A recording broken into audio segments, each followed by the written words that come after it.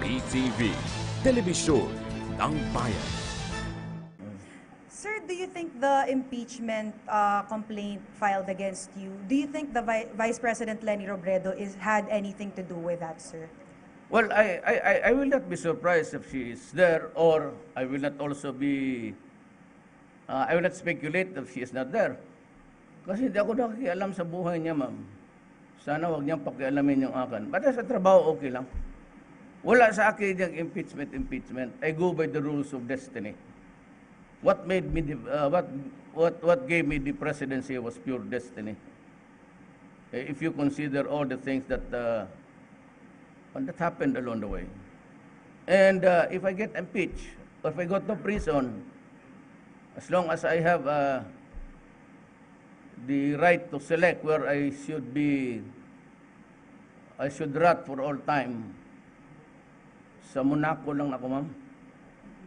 Basta may view lang ako doon sa beach, tapos may teleskopyo ako, okay na ako. Sir, the reason I ask is because she's been more vocal recently against your war on drugs, sir. Alam mo si Leni, with all the akala kasi niya ako yung sanagalik, ayaw niyang maniwala, diwag. Basta kayong naniniwala lang yan, and you can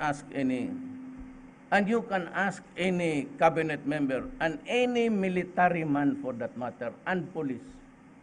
Ask them, was there a single call from me since I'm there sa opisina ko?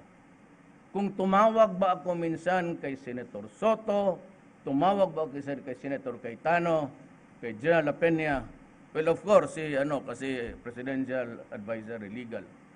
Kung tumawag ba ako kay Secretary Piñol, tumawag ba ako kay Silvino, tanungin mo, baski sino sa gobyerno, LTO, LFTRB, tanungin mo kung may tinawagan ba ako ni isa. Pag mayroon kang masabi ito, talhin mo dito, sabi ko mag-resign ako. I always do it with honor. Pag sinabi kong yan, pag sinabi kong wala talaga. At pag sinabi kong gawin ko yan, umatras ka na kasi gagawin ko talaga. Thank you, sir.